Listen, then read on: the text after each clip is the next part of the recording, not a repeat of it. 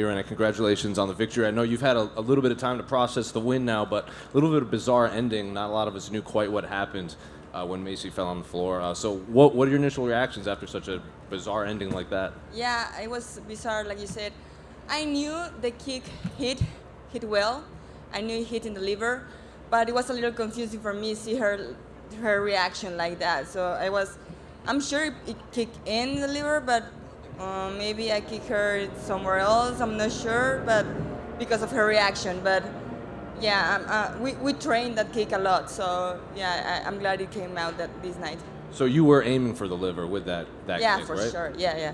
And then the first round, you obviously dominated. A lot of people scored at 10-8. In the second round, she came back. So how did you see the fight playing out in that third round? What were your thoughts of the fight as a whole before the end?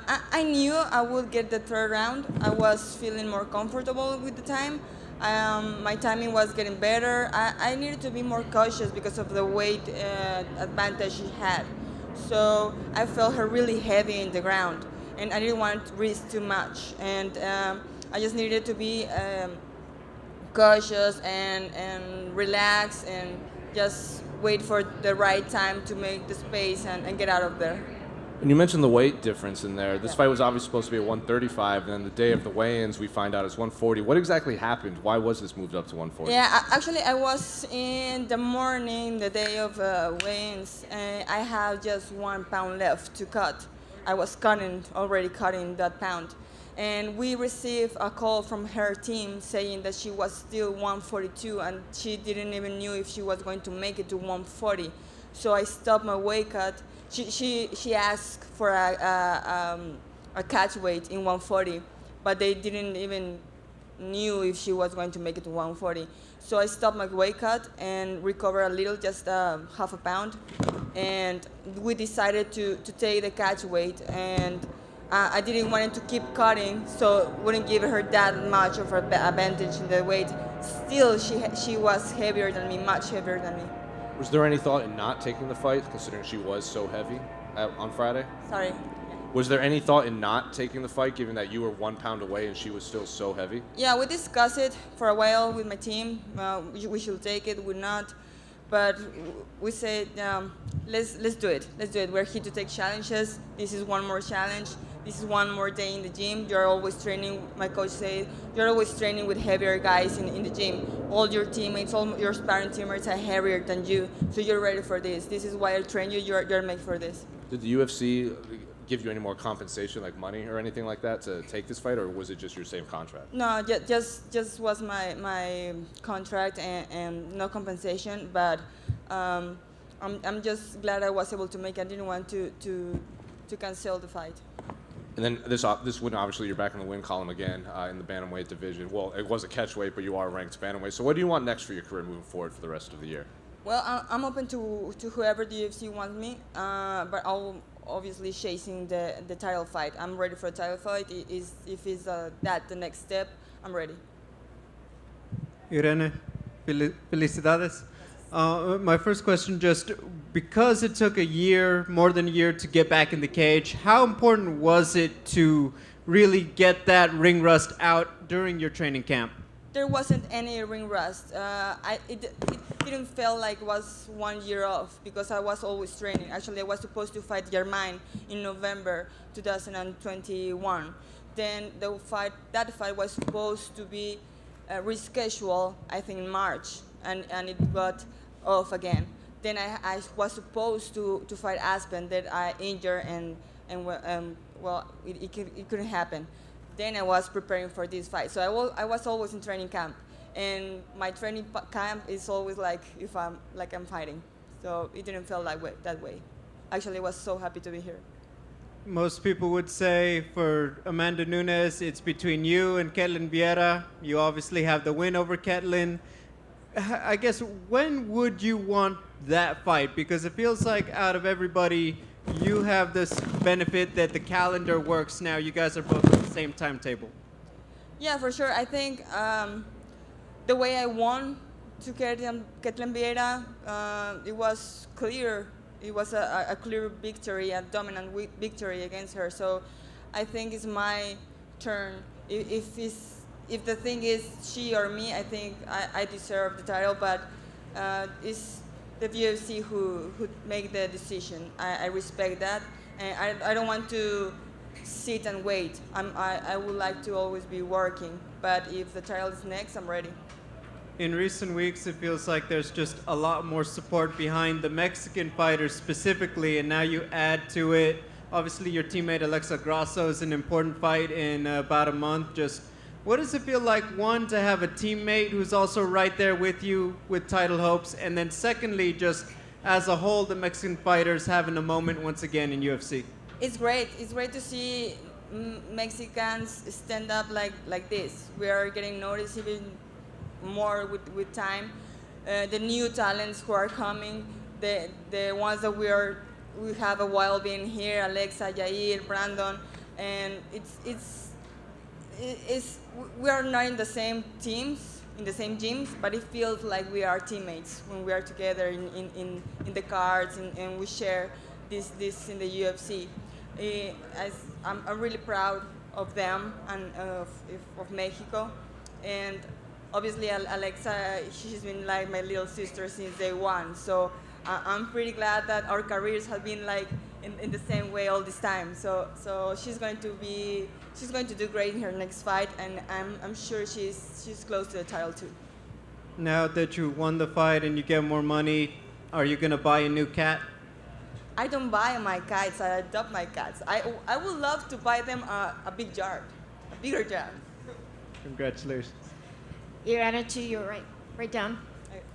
You said that you didn't receive additional compensation for taking the catch weight. Did your team not attempt to make that negotiation, or were you told that that was not available? No, the way it works is if I would make my 136 weigh-in, and she was heavier, I will get a compensation. But the way it works, if I accept the catch weight, they don't need to give me a compensation. I think that was okay, because if I made 135 or 136 and she was heavier than that, she was heavier than 140, the fight won't be able to make it because of the commission. So I rather to take the fight that way. Thank you. Thank you. That's it. Irene, felicidades con el triunfo. Antes de que otra cosa suceda, felicidades, te viste tremenda. Gracias. Habías de nada mencionado de patria mexicana y que ya mero es la independencia. Poder ganar por ese knockout fue como un estilo gancho al hígado como Chávez. ¿Qué orgullo te da poder finalizar a tu oponente en una pelea que fue fantástica y llena de acción? Pelear en el mes de septiembre es una motivación extra para mí, es un orgullo poder representar a México, mi bandera más en el mes de septiembre. Finalizar la pelea al estilo Chávez, adaptado al MMA, en este caso pues siendo una patada al hígado, pues el golpe al hígado es uno de mis golpes favoritos, pues me da muchísimo orgullo y me siento muy contenta de haberlo logrado. Y explícanos por favor, porque es la primera vez en la historia del octágono que vemos ese tipo de golpe.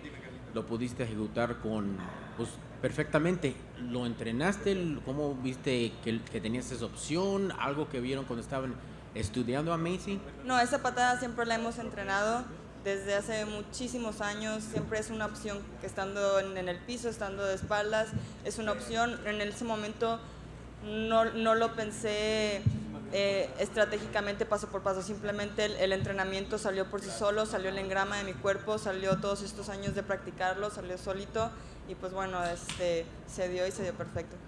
Gracias. Hubo más énfasis porque no somos jueces, pero el primer asalto fue tuyo, te lo llevaste sin problema, casi la sometes con la palanca de brazo. Sí. El segundo fue un poquito más difícil, pero tu esquina, ¿qué te dijo? Hey, ¿necesitamos o no te preocupes? ¿Cuál era la plática?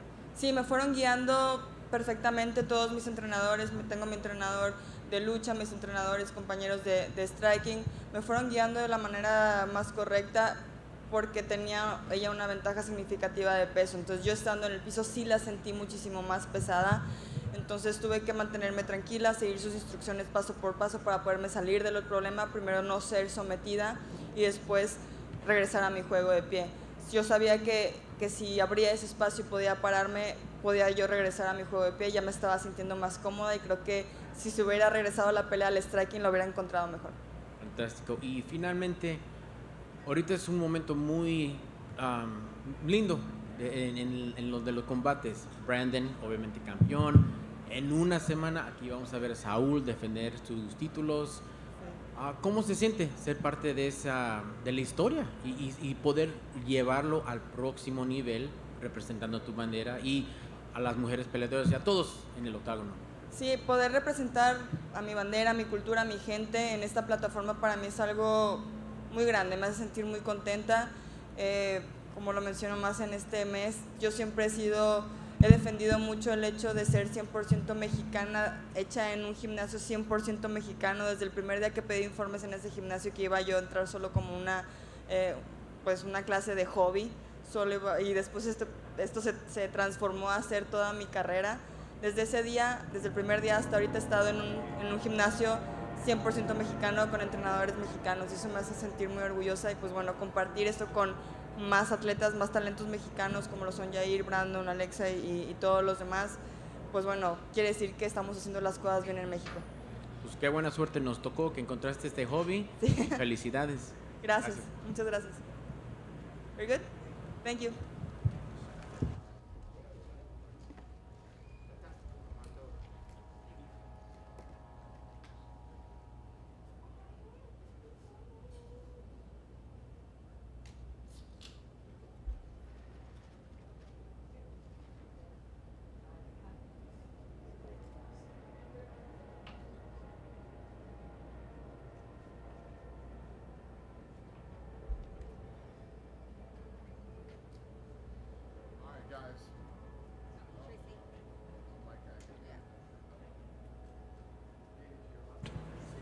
Thank you, sir. All right, guys, the attendance was 19,125, 25th consecutive sellout. The gate was 5.67 million. The bonuses went to Almeida, Walker, Aldana, and Diaz. They all won $50,000.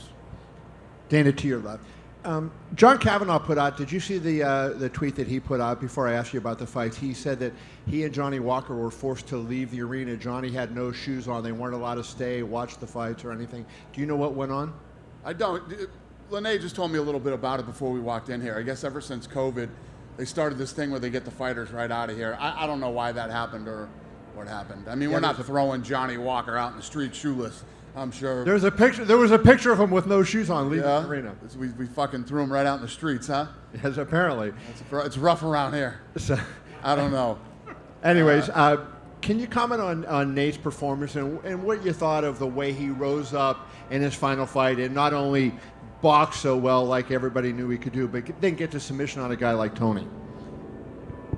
Yeah. I mean, he's so durable and so tough. And, literally, we went. I don't know if you guys have monitors over there, but we went, or you can hear what's going on. But we went into their corner, Tony's corner that round. And his corner, for some reason, told him to take him down. Said, take him down. He was chopping that leg. He kept kicking that front leg, obviously doing damage. His corner told him to take him down. And Nate capitalized on that the minute he did it. Did you feel like Tony and Nate delivered the fight you expected? Was that kind of what you thought they would do?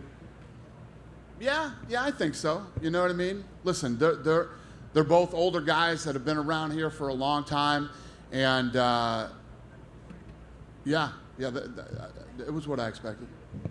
What do you make of what Nate said, that he's open to a return to the UFC? Obviously, he said he's going to do something else, but open to a return down the road. I mean, obviously he's 37 now. No matter what Nate does from here on out, I mean, the kid, this is his house. He's been here forever.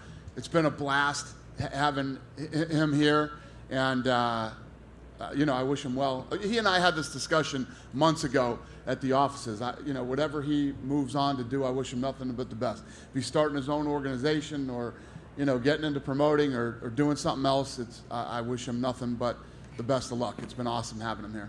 Two other questions for me. Obviously, people pretty much expected Khamzat to do what he did, especially given short notice and Kevin couldn't train for the wrestling. I don't know if anybody expected him to do exactly what he did. You don't know what to expect from that guy. For him to go out, and this is like his fourth fight that he's never even taken a punch. He's an absolute fucking freak of nature, and I don't think anybody expected that, especially against Kevin, who's 6'2", you know. Yeah, I don't know if anybody to say that somebody expected that. There's no fucking way people expect. Well, I tweeted I didn't he win by expect first that. round, so.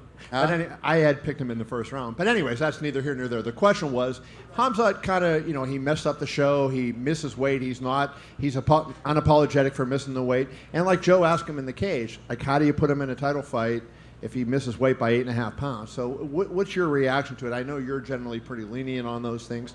What was the question? What is your reaction to putting him in a title fight at some point if he's missing weight by 8.5 pounds? Yeah, no, it's a problem.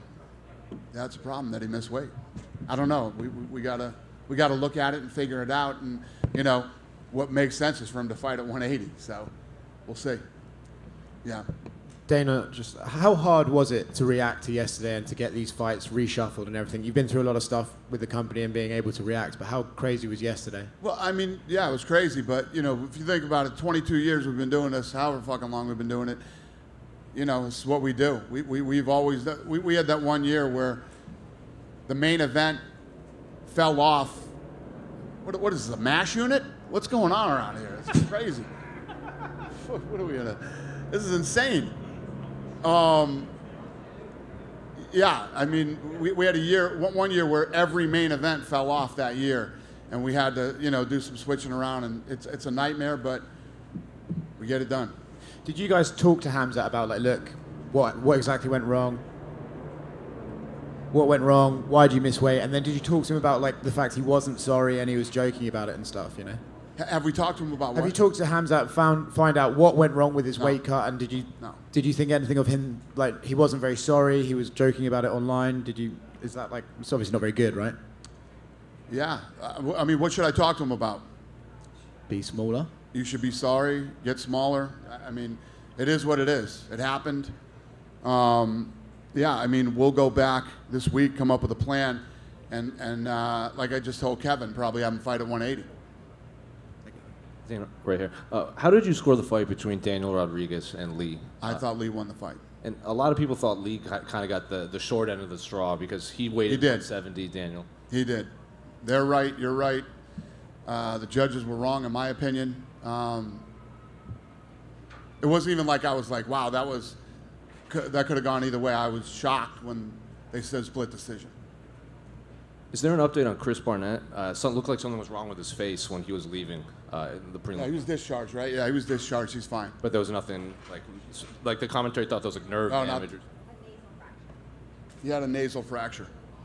And, what did you make of the Irene Aldana knockout? First time we see a kick to the liver off her back. Yeah, I didn't realize what happened until I saw the replay, and I thought maybe she broke her rib. And then, yeah, that was pretty impressive. What do you do with Tony Ferguson moving forward? Do you want him to stay at welterweight? Do you want him to go back down to lightweight? I don't know. Right here, right now, I don't know. He had also said at Media Day that a tough season between him and Khabib was actually greenlit by everyone, and they're just waiting on Khabib. That what was greenlit? A season of The Ultimate Fighter between him and Khabib. He said that it was greenlit by everyone, and they're just waiting for Khabib. No, I don't think we said we... Did I say we greenlit it? That's what Tony said at Media Day. Oh, yeah. We haven't even started talking about The Ultimate Fighter yet. Hey, Dana. Hey.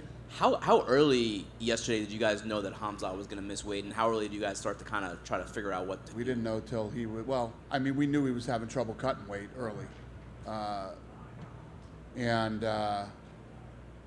what time? I mean, what are you asking me? Yeah, I mean, before he waited, you guys had an indication Yeah, that he may not right. make weight. So already you guys are kind of scrambling to try to figure out what would happen if he missed weight and what you guys would do? Well, wasn't that we were scrambling if he was going to... We knew he was going to miss weight. The doctors went up to see him. When the doctor goes up and the doctor calls the fight off, if you're dancing around the question that there was some conspiracy theory that... No. Okay, because there's some fucking course. lunatics No. on the on the internet that think that this was all staged and planned and whatever. If you think that the crazy dudes that we had here this week could be orchestrated into something that would be... You're literally out of your mind. Yeah, this all happened, and we had to deal with it, and I just couldn't wait to get tonight over with. And then what are the conversations like with Nate and Khamzat yesterday? Because obviously Nate was like, I'm not fighting that guy if he's that heavy. So what are those conversations like? Yeah, well, we knew as soon as he wasn't going to make weight that the fight wasn't going to happen. Right. You know, forget about Nate. The athletic commission wouldn't have let the fight happen at that big of a weight discrepancy. So, yeah. So you immediately start getting to work, figuring it out. What are those guys saying to you? Like, what is Nate saying? What is Khamzat saying? As far as like what happens next? Like when you're discussing like what the next day is going to look like, who they're going to be fighting. What are they saying? Are they agreeable? Are they not agreeable? I don't want to fight. listen. They're going into something like that. There's obviously a lot of emotions and you know, you got guys that are cutting weight, and you know, it's always work to get it done, and you know, you just got to put in the time, walk these guys through it, and you know, it's not fun. It's not fun on this side, but you get it done. And then just last thing for me with Nate, is this just like another kind of chapter in the weird like Diaz lore? The week starts, Khamzat's the opponent. The week ends, and he's submitting Tony Ferguson in front of a sellout crowd. I mean, just another kind of chapter in that crazy book that those two brothers have written. Yeah. Yes. Dana, Can you expand on that, Dana, please? What's that? Can you expand on that? No. I mean, I don't even know what to say. It's just, this is a crazy business, man. It's a crazy business that we're in. And it's why everybody's always asking me about, you know, what are you going to do to this guy? And what are you going to do to that guy? And what are you going to do? You know, you guys don't know 90% of the stuff that goes on behind the scenes. It's the business that we're in. This is a crazy business. It's a tough business. It's not as easy as it looks. That's why all these guys that say they want to get into the fight business. Careful what you wish for. Not as easy as it looks. Dana, question on the business there. Is there a risk that Conor against Nate 3 might happen outside of the UFC now that Nate is out of contract? I have no idea. I have no idea. That's not something that keeps you awake at night, no? Not much keeps me awake at night anymore. They have two of the biggest pay-per-views in UFC history, and it's... Yeah. Should that keep me awake? No, it doesn't. Not much keeps me awake anymore. We roll with it, man. I've been doing this for a very long time, and you know, we roll with the punches, pun intended. Thank you. Hey, Dana, right over here, in the back, in the middle. Yeah. With Irene's performance, a lot of people are talking about, did she just lock in a potential title shot against Amanda Nunes at 35? I just wanted your thoughts. I mean, is there competition between her and Ketlin to see who would get the next one, or did Aldana do enough? We love Aldana. I don't know what we're going to do next, but, you know, like I said, we don't make fights the night of the fights, but, you know, she looked great. She's awesome. We love her. What an incredible way to finish a fight tonight, and yeah, we'll see what's next for her. To clarify something you said earlier, you say you like Khamzat at 180. Are you talking about more catchweight fights for him, or do you mean a full move up to 185 middleweight? Yeah, that's what I meant. Thank you. No more catchweight fights. Dana, to your right, Yeah. down here. Chris Barnett had one of the more exciting opening rounds of the card tonight. Was there any discussion of giving him any fight of the night bonuses? Who did what? Yeah. Was he not eligible because he had missed weight? Is that what? I know. Yeah, that's a bummer for He that missed guy. weight, Yeah. but I'm gonna Good to see about him. take care of him. I'll do a little something for him. Great. So after the card was changed and the main event was changed, how much of a bump did you see on social media in terms of how this fight was trending? And what happened at the box office? I know that there was an offer for ticket refunds. Yeah, I actually was talking to Ioli about that this morning. So whenever the main event changes, you can refund tickets. Not only was not one ticket refunded, the day that all the craziness was going on, we sold 250 tickets that day when it didn't even know what was going to happen or how it was going to go. So, and like I announced when I came in, it was our 25th consecutive sellout, $5.67 million gate, and the pay-per-view killed it. There's some chatter online about Khamzat meeting Colby Covington. Any possibility of that happening? I don't know. After he just didn't make weight, I don't know. But obviously there's a lot of possibilities for him. Possibly at 170 or at 185. Final question for me. You had a very successful fight in France, and there are cities in the United States and countries around the world that are opening up post kind of this COVID haze. Where's the next city, whether in the United States or around the world, that the organization is looking to get into? Yeah, we literally just had a meeting the other day, and we're talking about, we're seriously talking about Africa now. We're actually starting to look at venues and cities to hold an event. So Africa is going to happen very soon. Hey, Dana. Yeah. Just two quick ones from me. To piggyback off her question about Colby, is Colby's legal situation getting in the way of booking a fight for the remainder of 2022? No, we were talking to Colby last week. So there's a possibility he can return this year, right? Yeah. And then there's rumors about Gilbert Burns versus Jorge Masvidal, and Gilbert's been very vocal about that fight. So is that something that you'd be interested in booking? I don't know. Thank you. Thank you. Dan, to your right. Hi. Were you surprised about the reception that Khamzat got? He was booed out of the building, basically. The Khamzat got? No. Our fans are crazy, man. If you don't make weight, I mean, this is how it goes when you don't make weight. These guys are all professionals. They're supposed to show up on weight, ready to fight, in shape, et cetera, et cetera. So no, I'm not shocked at all. I am shocked by how many helicopters there are around here. They're looking to give Johnny Walker shoes. Yeah. After he was thrown in the streets. Dana, I know it tends to be crazy when you guys were trying to scramble to get these fights together. A lot of times we know it's money that tends to move the line at times. I know you will never tell us the numbers, but is there any particular fighter out of the 6 that maybe benefited the most with agreeing to take these new fights?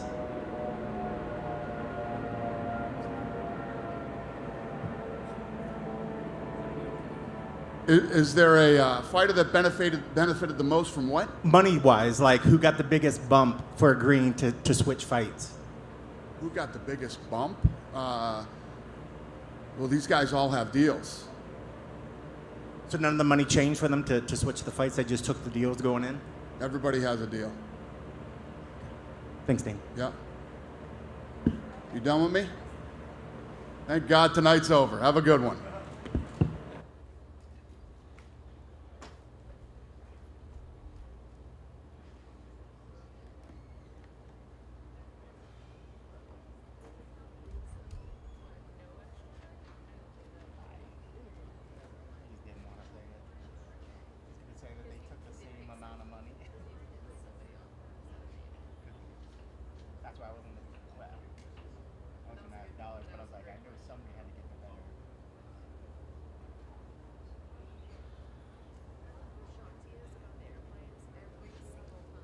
Start till right after the event.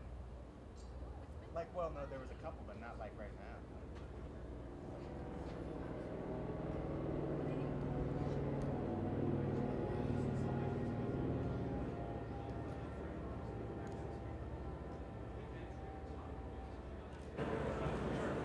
Daniel, over here. First of all, congratulations on the victory. I'm just wondering what were your thoughts when the scorecard read split decision? Dana was in here and he thought it was pretty obvious that you had won. Hearing it was a split decision, I definitely thought, it's a close fight. It's a really close fight, and I thought I did more in the later rounds, and I picked up the pace a little bit more, I did what I had to do to win the fight. How much of that, the fight playing out, was it you just didn't have time to prepare? It was a completely different style of opponent. These have been going over all night, so we didn't have it. But how did the fight play out in your expectations, given you only had essentially less than 24 hours to prepare for a new opponent?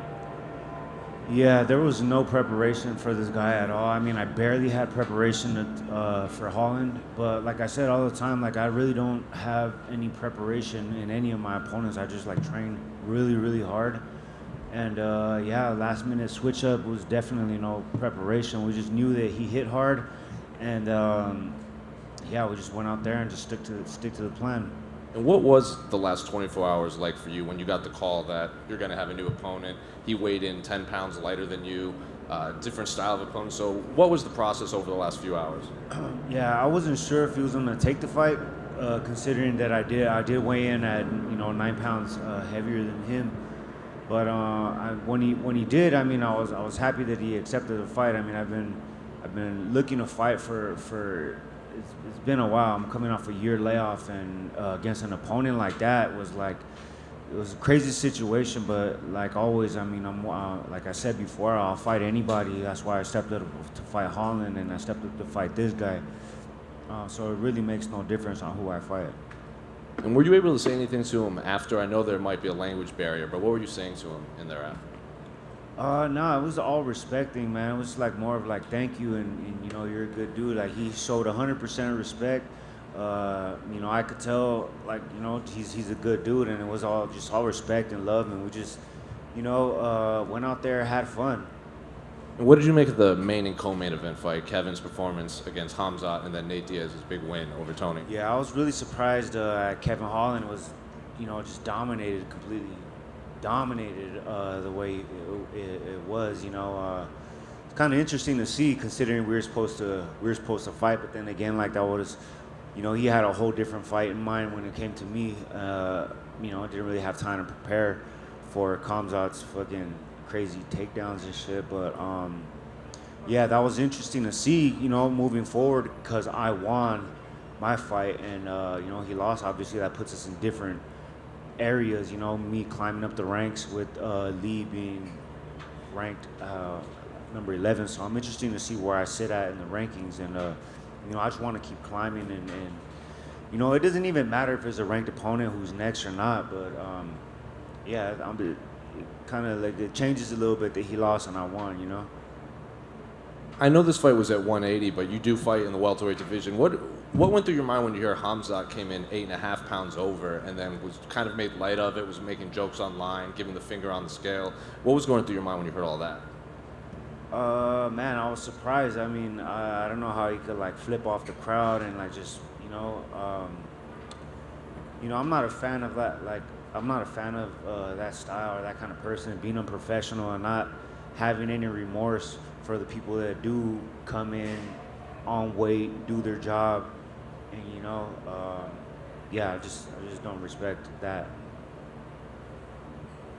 Hey, Daniel, back here. Obviously, with everything going on and the history with Holland, was there a part of you that was a little disappointed that you didn't get to, trade gloves with him tonight? I mean, I wanted to fight him. I mean, this fight with him was supposed to like just kind of get past it. This is the second time already I've been scheduled to fight him, and it doesn't happen.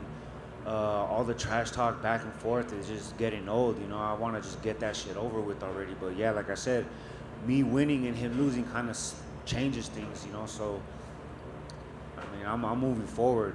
So that's all I gotta say about that. I saw that you had said that, hey, you're trying to ride, with the Diaz train, that you might have been the first one to light up at the press conference. Did all the drama kind of just cancel those plans, or were you still looking to do it when you got out there on Thursday? Man, I wanted to do it, but like I said, as everybody knows, shit got all crazy back there, and yeah, it kind of fucked up the whole press conference or whatever. But I got my chance to shine a little bit, so I ain't tripping. Now, I think a lot of people looking at this style like, oh, Rodriguez is a striker and all that. Are you excited as you fight these bigger and more higher ranked opponents about showing more of your game and showing just how complete of an athlete you are out there? Yeah, I just like a little bit more time to prepare, like a fight camp or prepare or whatever, But like I said, this last-minute opponent kind of switch-up was kind of one of the situations where we both didn't know what to expect out of each other. I knew he was a heavy hitting striker, and he knows I'm obviously a striker, and the fight didn't even go to the ground really, other than me slipping or whatever, a little takedown. Yeah. Who's going to have a better season this year, the Rams or the Lakers? Just the Lakers all day. Let's go. Congrats, man. Daniel, over to your left.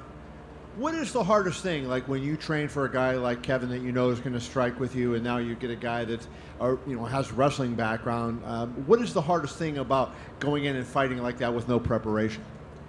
The hardest thing I would say is just, it's not really hard much. It's just like not knowing what to expect, really.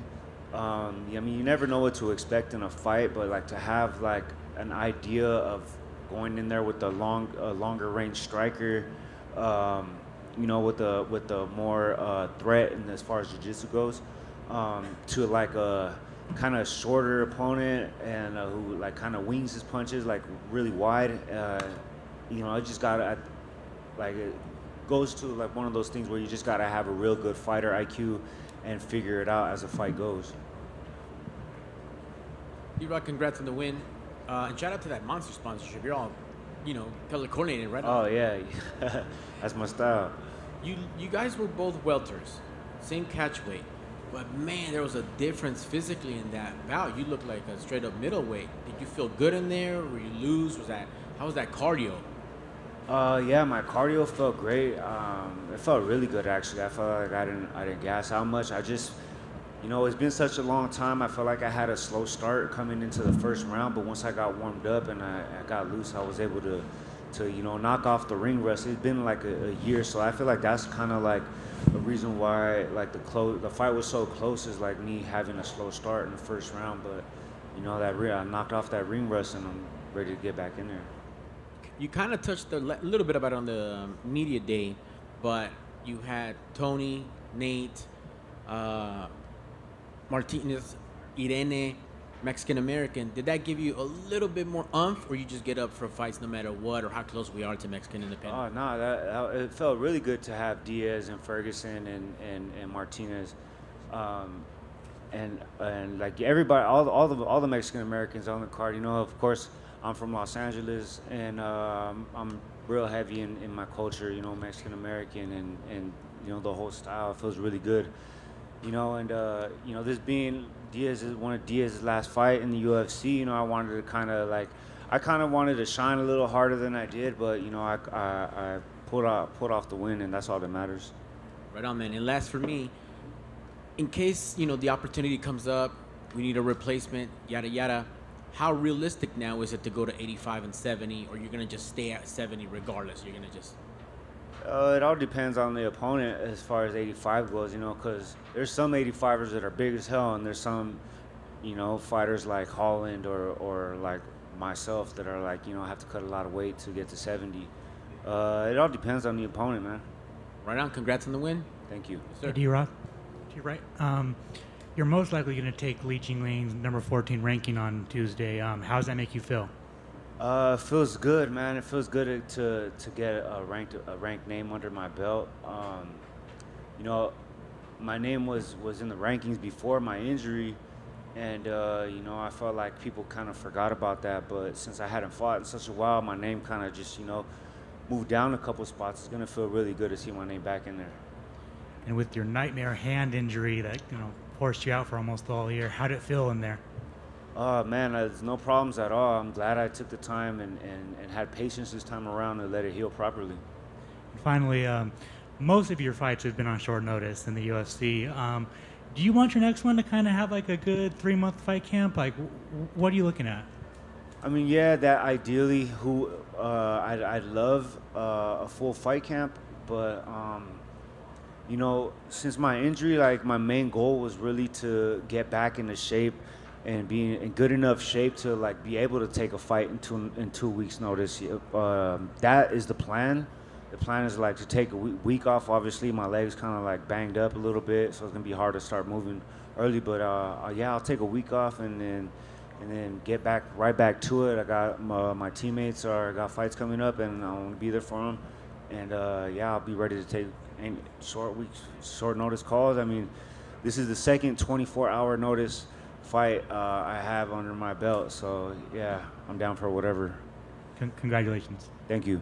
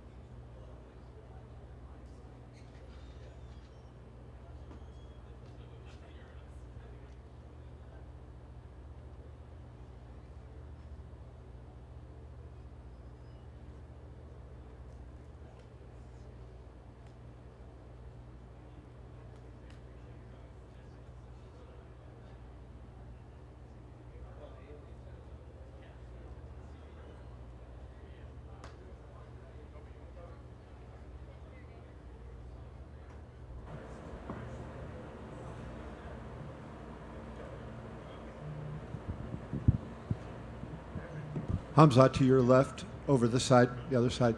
Just curious how happy you were to squash the beef with Kevin Holland to start with, to get that out of the way. Насколько ты был счастлив, что все это закончилось с Холландом?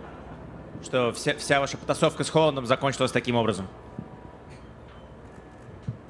What should I say? I don't know. So, the guy actually a nice guy, so I like him, So sometimes we don't like each other before the fights. It's all normal, Then we're coming for the war to kill each other. So now this war over. Like, if he wants, he can come to my gym and be one of us. And he's a nice guy, he's a good guy, tough guy. He has a lot of things to learn. So yeah, he's one of the warriors. I'm happy. I'm winning my fight, so I'm going home with my money. Did it bother you when you debuted on the UFC in Fight Island? Everybody was happy to see you. They were excited. They talked about you. You heard the reaction tonight. The fans were not happy with you. How did that make you feel? Were you angry at that? Were you sad, or did you not care? You care about that shit? I don't care. I care about my family. I care about my career. I care about my money. So what now? The people don't live with me now. One day they're with me, one day we're not with me. So I'm real guy, so I love the people who is real, not the fake people going one way or going the other ways, So yeah, I'm not honest with you guys. Not me is happy on that shit. So my weight wasn't that big, over. So the guy said to me I have to go and a doctor you have to do it. So I was so bad that night, so I was so mad as well. I was thinking without fight I have to go fly back, didn't fight, so I was thinking what's gonna happen now. So I want to fight. I get to Vegas and did a lot of work for that, so I want to fight Diaz. I said I don't care about that. My money is almost I don't know how much money, is a lot of money. I said, give all my money to that guy, let him just fight with me. If he is talking about I'm the gangster on that shit, you don't care about the weights. Yeah. And they want to jump on me. When I was one there, so backstage, there was 10 guys. Yeah, I didn't give up, so I want to fight them. If they come forward, it's I want to fight them, one alone. So I don't care about that, so weights on this shit, I cut my weight to 170 because my coach wants, so I don't want to be one of the best guys in the world and take 3 belts, So that's why we're doing that. Career. Dana made the point up here, you missing weight that, you might have to fight at middleweight. He didn't make that decision, but he said that might be something to consider. What is it, if you lose out on a welterweight title shot because of this weight issue, will you kick yourself for that? Will you be angry at yourself because of that if you don't get the welterweight title shot? To who they gonna give that? Well, I mean, they were basically saying Who is the next day? Everyone lose the fight. So right, but I think they're saying that Colby lose like 3 fights in a row. Masvidal lose when he wins last time against the Diaz. You see Diaz fight so terrible. That guys, tall guys, how you that kick people? I don't understand. Thinking about they can win against me.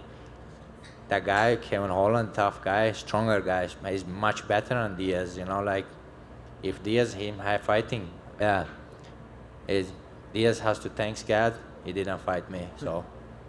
I don't think reliable enough to make the weight when you have to, because if you came in 178 at a title fight, that would screw the whole. That before, why not? So we'll see. I don't know. I said to you like I'm gonna go back and listen to my coach. If he said go 170, we go 171. He says heavyweight, we go heavyweight. So I don't care. I do my training camp and how he says we train hard, never stop. I'm gonna go back like. After tomorrow, going back and directly going to the gym. So I have nothing to do. Only gym is my life. I don't know. I'm scared about like when I finish my career, what I gonna do. So I'm not that guy. So sitting on the writing stuff, and I'm not good at that shit. So I wanna fight till I die. So we'll see. Last question. You said you thought Diaz basically looked terrible in there. You don't like him. I could tell you didn't like him. Were you disappointed you didn't get the shot to beat him up, given how you feel toward him? What? Were you disappointed that you didn't get the chance to beat Nate up, given how you feel toward him? Yeah, but if I fight him, like I would kill him. You know, I would be in the jail. So maybe I have to be happy. So why not? What? Khamzat, a lot of fans seem to think that Kevin was reaching out for a glove touch at the beginning when you went in for a takedown. Did you see that, or are they just making things up on the internet? What? Много фанатов говорят, что он пытался дотянуться, перчатками прикоснуться в начале, как бы как спортсменшип, да?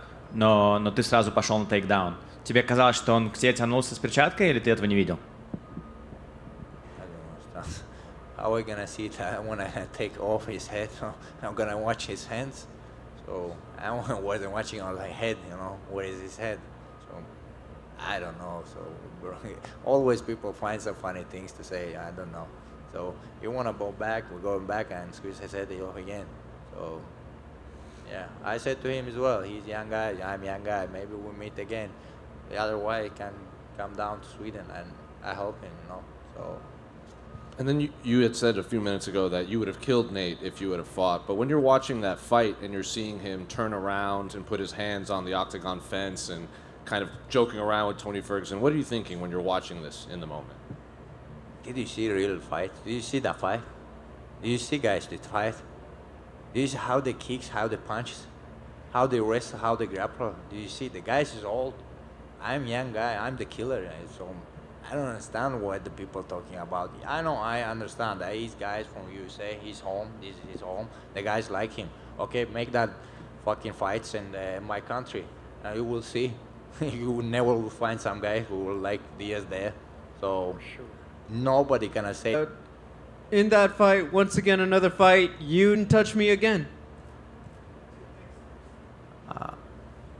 I don't care about that. If I get the patch, I like that. So what? So no. When you're in a fight like this, everything's working for you. I just feel normal. I'm used to it. Don't like me, I feel alive. No, so it's my life being going up and down. So lambada, you know. To do with the attention and enjoying it. Watch the they put. I was watching in the Instagram. You see Instagram. Watch the weigh in and it has the siffror. Who you say, man? Most views. Yeah. Watch them how most views. Almost 8 million something. Like he has 6 million. Like I jump over and 2 head on him. You know. Everyone wants to see killer. You know. Yeah. Not that smoking shit. What should I do? Want to crying? So what? Yeah.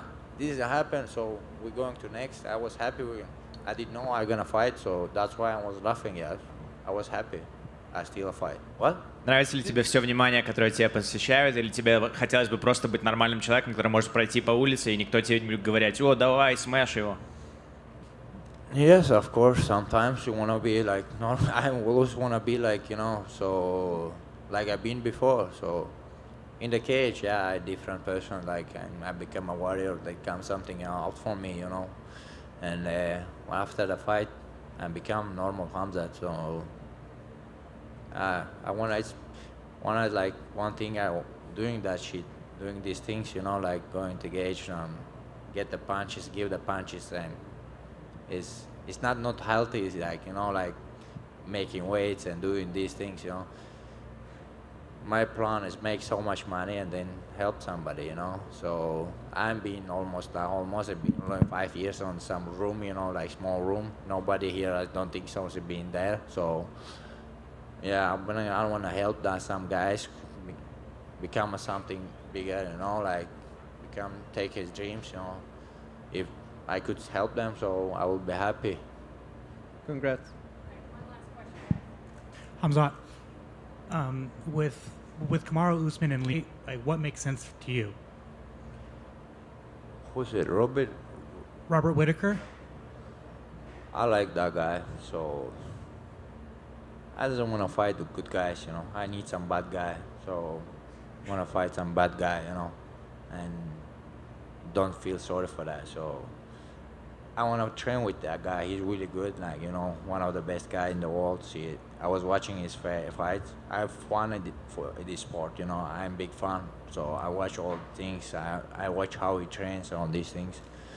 And yeah, a lot of guys want to fight me. So Robert never said something bad about me. There's a lot of guys talking shit about me. I can go take their heads off, So we'll see. Thank you. Thank you.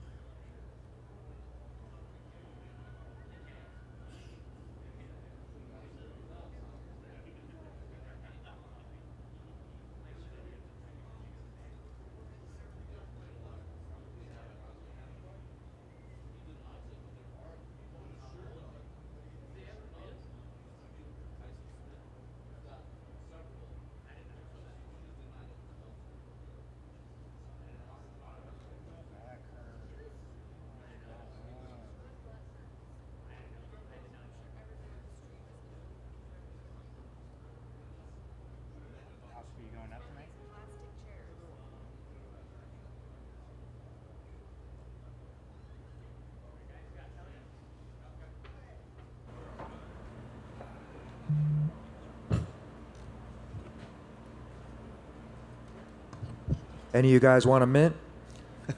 Thank you, sir. It's fucked up. Tony, just to start with you, how much difficulty was it? You prepared for Lee to fight Nate. You know, Nate has a unique style. Was it difficult to make the change given the short notice? Right-handed to southpaw? Yeah, a little bit. We were more than ready for anybody to step up to the plate. Listen, my corner went for the shot. Should have kept it standing. You know, little details to expand on and to grow from. Nate's a game fighter. Can't say anything else like that. It's not like he's old and slow and stuff. You know what I mean?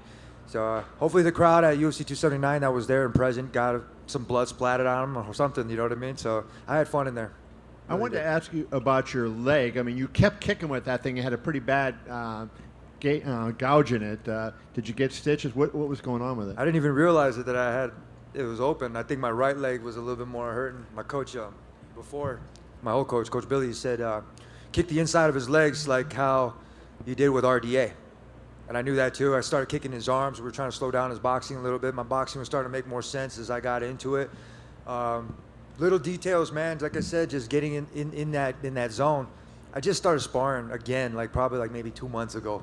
You know, this was probably my 6th time in front of somebody or 5th time in front of somebody. So the game is still interesting to me. We had a game opponent. Short notice, no bullshit, but it was a crazy week, man, and I'm excited about it. My shins don't hurt. I think his legs might hurt a little bit, but put some ice on it. I wonder, you know, as a guy, you had that, 12 or 13 fight winning streak, and you were at the very top of the mountain for a long period of time. I'm still at the top of the mountain, and brother. I want to ask you, you know, you fought nothing but great fighters, but what does it feel like when you see all those L's in your column, and does it shake your confidence in yourself? Are you glad sports are back on in the world? I'm sorry, say it again? Are you glad sports are back on in the world? Of course. Well, say thank you then. Thank you, Tony. Well, you're fucking welcome. So that's what I'm going to say, dude. I mean, when it comes down to an L, it has to go in what's been put on the table. Putting sports back on in the world, setting an example for these youngsters to not quit, to go in there and fucking not give a shit and take the next fight that's on the land. So I'm going to be real. I don't see any L's. I just see growth.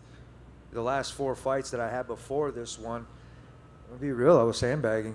I really wasn't doing anything. My wife called me out. You know, I found a good team. I found a good, most fucking motley crew of people that we could have put together. We made fucking noise.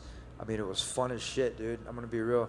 From wildcard boxing to over in Albuquerque, to Jackson Wink, to Black House, to my buddy Kalen Walsh, and, you know, my family, obviously, first and foremost, God, and my fucking wife on a 10-year anniversary. Congratulations. Thank you. It's just been a trip, man. I'm still fucking glad to be here, so I hope you guys are amused for that shit. And last question for me on that. Just talk about the decision to go for the takedown. What did you see, and you know, at that point when you went for that takedown? I should have kept it standing. Period. Got to discuss some things with my cornerman. Nothing bad. Nobody's getting fired. Nobody's doing fucking bad. It's just some adjustments, man. This is new. This is a new game for me. It's mixing it up, putting the MMA together. My last guy, Lee, was a right-hander. If I would have went for the takedown, it would have been on his lead. It would have been a little bit more difficult for him to do that kind of stuff. But Nate, he prepared for Khamzat. You saw Khamzat when he took down Kevin Holland. He went, took him out on the right side. It was a right-handed opponent that was on his lead jab. He went straight and put him down. Guarantee you, Nate was looking for that guillotine the whole entire camp. They had a full camp to be able to do stuff. I mean, it is what you practice. And we did a lot of wrestling practice, and we did a lot of good stuff. It was just unfortunate, man. Shit happens. Wish I would have made it to the 5th round. You know, I know what to do better next time. Fucking sucks. Tony, over here. It was obviously a very good fight, but there were moments when Nate was like, he would turn his back to you, he'd put his hands up on the cage, he would point at you. I laid down on the floor, bro. So it seems like you guys were having fun in there, but what were you guys saying during the fight? We didn't say nothing. We were just, I mean, I kicked him in the shit and he was like, ow, and you know what I mean? It was just like a lot of just having fun. I hope you guys had a lot of fun. I haven't had a fight like that ever. It was the coolest experience I probably could have had, being in front of everybody, being the most calm, super chill, bringing it out there. I mean, there was a lot of quick finishes before, so it wasn't like we got a shitty warm-up. You know, although when I go in the back and I put my hoodie on, it was like an extra small. You know, so it was kind of like weird, but like I said, it's like none of this stuff matters. It's what you do outside of there. And seeing the crowd, seeing Hunter, seeing everybody that was like right there, it was dope, dude. It felt like I was back in where I needed to be. And I haven't felt like that, ladies and gentlemen, for a fucking long time. Pardon my language. You know, mentally strong, physically strong, emotionally strong. I feel good. I'm ready for the next one. And you had mentioned you were, obviously Lee's heavy-handed, right-handed. Nate is a volume puncher, southpaw, but you also went from 3 to 5 rounds. Did you feel it in there in the fourth round? Not really. I mean, we were prepared for 3 rounds, but I've been in this sport for a long time, especially with the UFC. I've been employed by the UFC since 2011. I fought 6 times in 2011, like literally, and then I can fight all the damn time. I'm gonna be real. There's a game opponent. We have plenty of time. Obviously, not taking short notice fights, but being game for the company, being able to do this, and then, like I said, these younger generations, they see guys like me, they see guys like Nate, and they see us stepping up. Can we fucking quit making so much noise? So look, put it this way. I have a lot to learn. I have very little ego when it comes to learning. I listen to my coaches, I listen to my training partners, I listen to my trainers, my cornermen, and I have a few things to work on. So as far as the volume and the punches go, when I made the switches, I was collecting them, man, and the inside leg kick was working.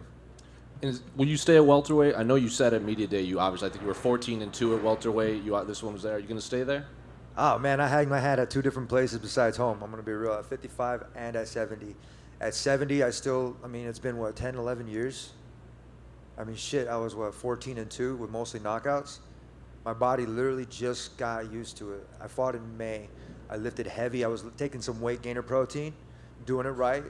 5 exercises a day, 3 reps apiece. You know what I mean? Doing it like old school, high school, man, football. And I enjoyed it. The fans and the supporters, my family even first. I mean, it's a different me out there, and it's a different me right now. And I'm fucking thankful. Thank to God, man, that we both came out of there happy and healthy. And finally, you obviously said you have a lot of respect for Nate. Nate has a lot of respect for you. This was his last fight on his deal with the UFC. What would you like to see him do after this? I got the invite to their camp.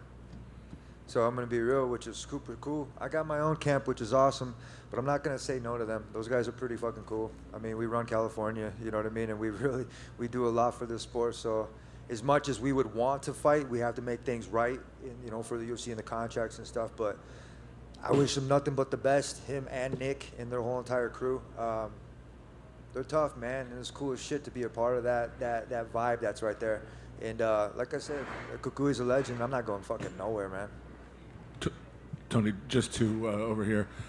First, how easy or difficult was the negotiations yesterday? Say that one more time. How easy or difficult were the negotiations yesterday? Well, we didn't have the president calling Dana and Dana saying, "Hey, are you in, kid?" But when it went down to it, it was kind of like a reminder of the pandemic. You know what I mean? You got 2 Russians, like Nate said. You got Khabib, who ran away at me at UFC 209, and at the last one, I forget which number it was. It was like a whole bunch of them, right? And then you had Khamzat on purposely miss weight. I'm gonna be real. Like, starting all that shit, it could have been a facade, so he could have fucking just whatever. I'm gonna be real. But when it comes down to it, we're fighting in America. I'm an American citizen. I fight with fucking everything in my body for that red, white, and blue. You have no fucking clue, guys. I've been in sports for 34 years. And every single time that I went to an event, there was a fucking star-spangled banner. It was taking off your hat, putting it over your heart, and then fucking having respect for it. I fight for my nation, I fight for this company, and I fight for my heritage, and especially my family and God. And I'm very lucky to be able to do what I can do, man. I'm a very lucky guy.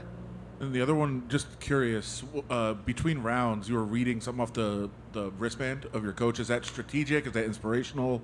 What are you kind of getting from that? That's for me and my corners, guys. It was kind of like Tekken. I don't know if you guys, anybody play Tekken? Anybody? Raise your hands. Okay, who's your favorite character? You don't even know his name is? You're a button masher, aren't you? King. King, all right, Armored King. Hey, but you know when you have the instructions like that's pretty much what I had on the stuff. It was like Morse code for me. So it was combos, some good inspirational stuff, and it's been something that I've done for a little bit. And you guys got a sneak peek of it. Put a patent on that bitch. Tony, you were this was one of the craziest weeks in MMA, and you were part of that.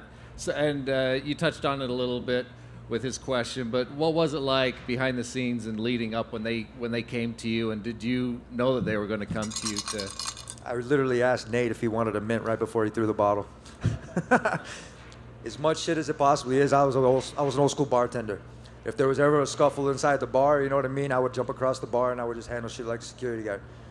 This fight and everything else was kind of like that. There was a bunch of random stuff just going on. For me, it was just trying to keep the peace, trying to stay focused, and these guys were making a whole bunch of noise, so I had to yell at Khamzat and Kevin to shut the fuck up, and they did. for a second, and then here comes Nate and everything, and I was like, that's cool, he's all right. And so me and D-Rod were throwing the ball around, and here comes Nate, and then, like I said, I went up to him and asked him for a mint, or asked him if he wanted a mint, just to kind of just keep him chill for a second, man. We're like, hey, it's the calm before the storm right now. We don't need to be so hype. And he did his shit, like I said, and he came over and got his mint. You know what I mean? If it wasn't, shit, I don't know how to explain it, man. Fighters, no fighters. Real fighters, no fighters. And I'm from the 805, he's from the 209, and I'm from the 231 as well. And shit, man, east, north, west, every fucking direction you can go, man. We're tough as shit here, and I really express that.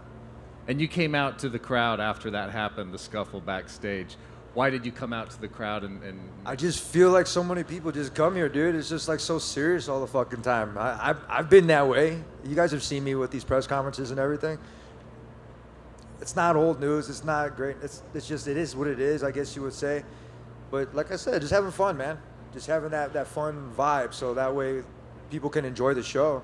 You know, I brought that baseball out there. I should have signed it before I chucked it. My son was like, why'd you throw it over there? I was like, oh, shit, fuck. Yeah, you know. Shit happens, which is cool. But it was for them. It was for everybody that was outside there, because I would have been bummed too. I would have been like, shit, man, we just walked that whole entire way in this hot-ass weather. Come on now. Get out there, say what's up, sneak up on stage like I was at a concert for a second. You know, cool. Never done that, so it was pretty cool and probably the closest thing I could do. do you think, I couldn't help but think that this fight could have been for the BMF title. It's for the CSO title, man. It could have been something, you know what I mean?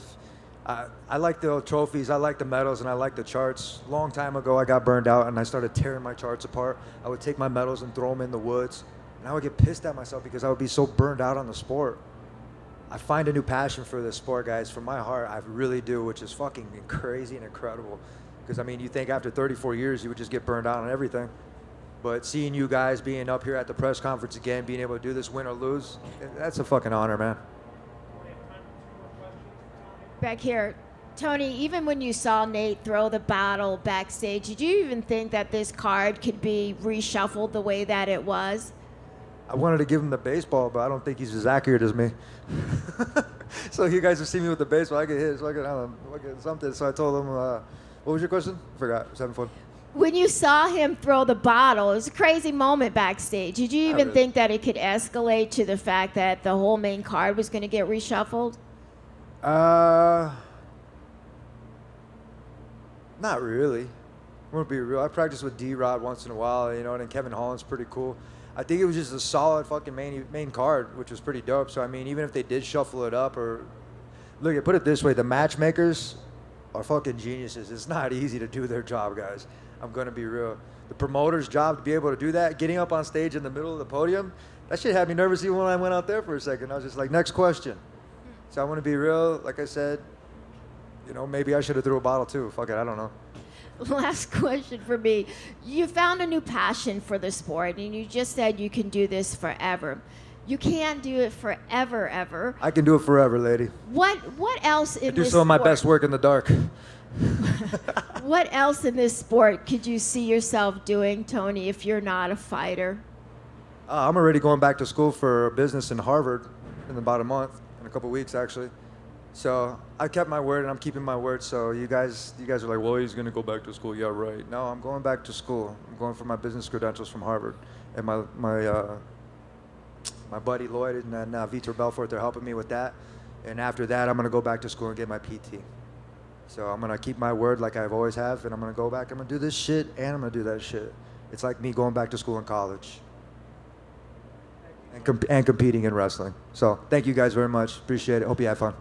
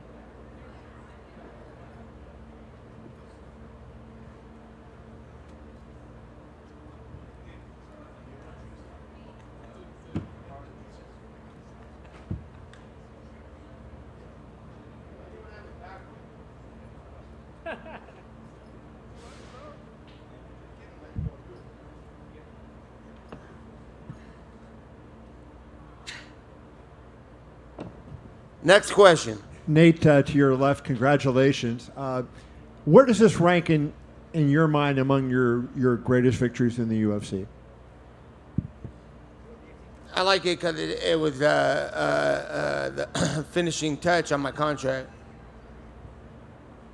About just your performance and the way you mentioned you fought an OG in there, so the fact that you're beating a guy that you have respect for in Tony Ferguson and the way you did it, did that make you feel good? Yeah, I'm glad I got the job done. Mission complete for sure. What was your striking against him? You know, did you feel like you were hurting him a lot as you were opening up on him as the fight went along?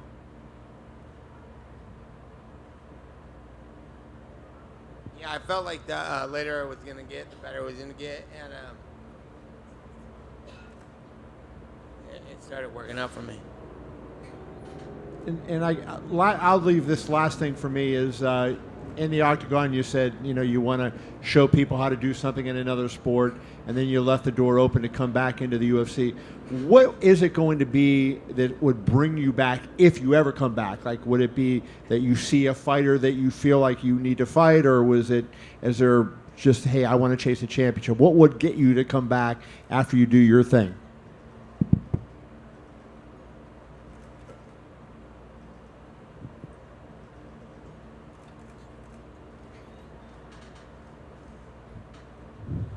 I have no plans on being back in the UFC.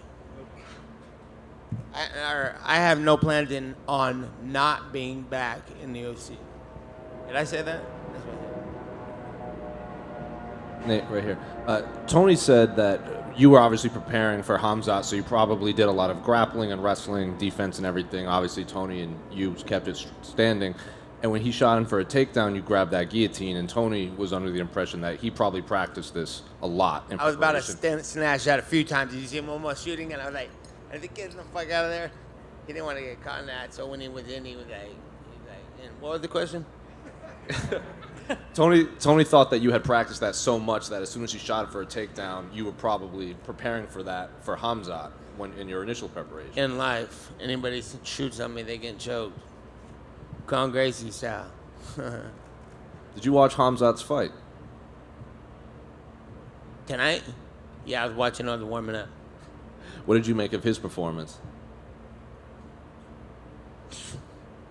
Lame, scared, boring, rookie, whack, pussy, lame, dick sucker.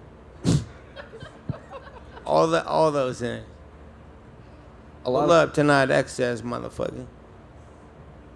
A lot of people seem to think that he shot in under Kevin Holland was trying to glove touch, and Khamzat shot him for a takedown. Did you see that at all? Did you hear that? I didn't see that part. I heard about it a little bit, though. What did you say to Tony after the fight? We saw you guys talking as soon as you let go of the submission. Just respect. He's been around a long time and fighting a lot of people, put on a lot of good performances, put on a lot of fucking crazy fights, took a lot of damage. People could act however the hell they want if they've been done shit like that to me. People are like, that person's crazy. This dude's doing that nowadays. I'm like, whatever. He put on enough wars to do whatever the fuck he wants. So it's respect. And I like anybody who could have a career that long, especially in the UFC with the toughest fighters in the world. That's the hardest job in the world. That guy should be $100 millionaire. And a lot of people, I think, were surprised that you never finished the trilogy with Conor. Is that something you would consider doing outside the UFC without the UFC's involvement? What? Just kidding. No, I would like to finish the trilogy for sure. Would you do that in boxing or just in MMA? Well, that would not be a trilogy in boxing. That would be a number one. So we could do some of those too. But I'm gonna go do what he tried to do and show him how to do it. Will you be ringside for the Jake Paul Anderson Silva fight? Where's it at and when is it? It's October 29th in Arizona. Same arena you fought Leon. Yo, Jake Paul and Anderson Silva, let me get some tickets. Ringside. Yeah, I'll go to that. That'd be sick. Hey, Nate, going back to the Oh, yeah, my boy Chris Avila's fighting on that card. Check, put the camera on Chris. There he is. Look at him. There he goes. Nah, he's fighting on the same card. So, yeah, I for sure will be there. Hell yeah. What is the show called? This MMA, we don't Paul fuck versus with Silva. that. Paul versus Silva. We coming. We're watching you fight. So Conor McGregor just recently tweeted about the potential trilogy, finishing the trilogy off. Did you see that tweet, and what was your thought about that? Yeah, we're gonna finish that too. Did he reach out to you personally outside of that tweet? We supposed to fight, dog. I ain't talking to that motherfucker. What you talking about? Hey, how you doing? Want to fight, Andre? Fuck you, motherfucker. Don't you call my phone? Who gave you my number? That's how the call would go. Huh? What about you? You ever set up a fight with a guy on the phone? Oh, I don't know. Maybe, You never have? Maybe he emailed you. I don't know. I don't know how to read no email. How did like I emailed you? I'm like, what are we gonna do with that? 1,000 people email me. I don't know how to even get in. Maybe a TikTok. Maybe you did You a better TikTok. text message me or write me on Instagram or some shit. Who When- else feels like that? Don't lie. Emails? You guys all take emails? I'm good. Nate, Going- go for it. Going back to when Khamzat fell out, how did those negotiations go when they came to you about saving the show? And what with me? What happened with me? Yeah, when Khamzat felt his weight and he wasn't going to be able to, how did that go, the negotiations to save the show? I was like, you gotta pay me. If you want to switch people on me in one fucking day, I just cut 15 pounds. It made me change my opponent. You guys gotta give me more than you give any of the champions in this whole organization. They're like, stupid, we already give you. I like, oh, one more than that then. So how much more did they give you? I lost count. Nate, fantastic performance tonight. You got the submission at 209. What does that mean to you? I mean, it's kind of crazy. You come from the 209, you got the submission at 209. What do you think? I fucked up my leg fighting Tony. I blocked hella kicks, a fuckload of them, dude, and my leg blew up like humongous. And I put this fucking ice on my shin because I had a ball on my shin, and it dripped down my whole sock and soaked my whole fucking shoe. What the fuck? This is a soaking wet Travis Scott. You're gonna need some new kicks. Look at that. The hell? They should have gave us these to walk out in, huh? Would you do a shoey in that? That's gross.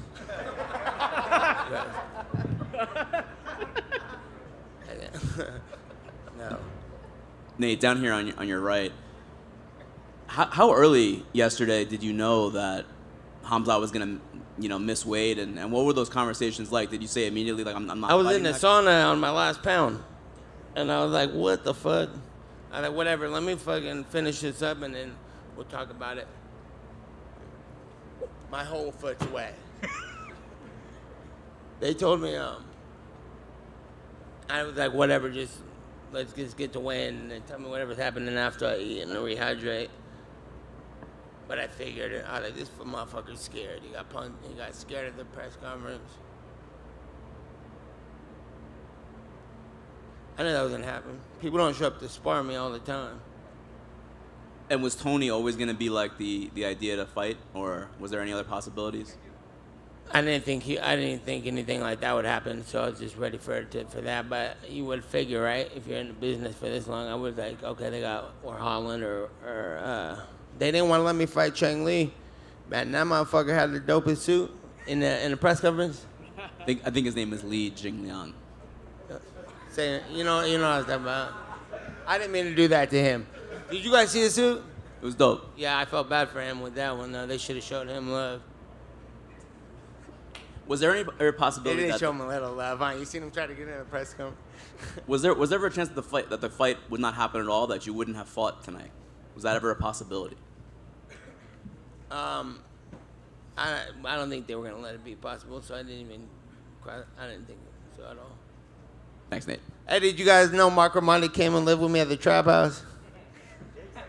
Yeah, he likes sandwiches from Rayleigh's, wrapped up in plastic. we're like, we're gonna go eat. He's like, I got a chef in my house, my boy Romulo.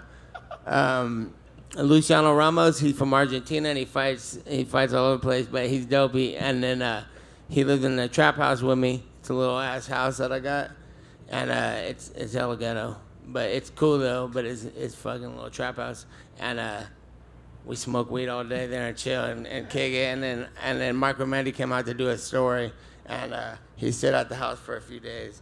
And we were getting smoked all night. He was smoking so much weed. He was getting so high. I was like, come on, hit the bong. He's like, yeah, I'm the.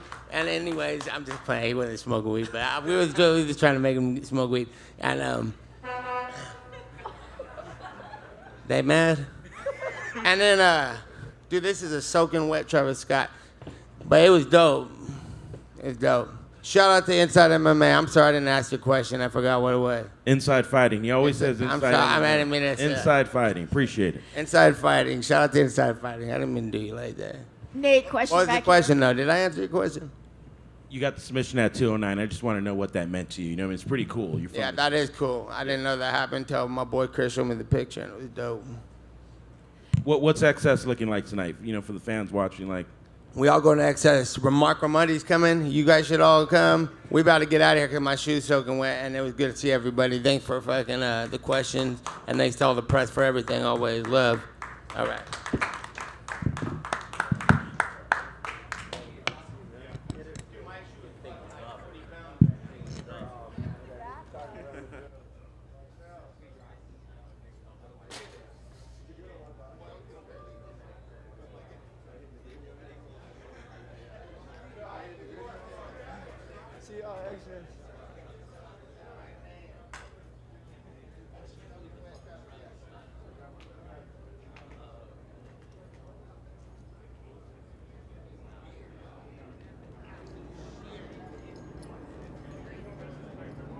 Dude, my shoes really fucking soaking wet.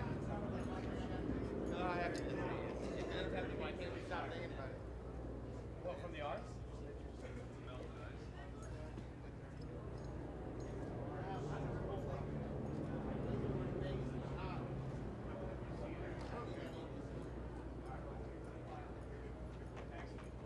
You're gonna need new Travis Scott? Yeah. You can still save them.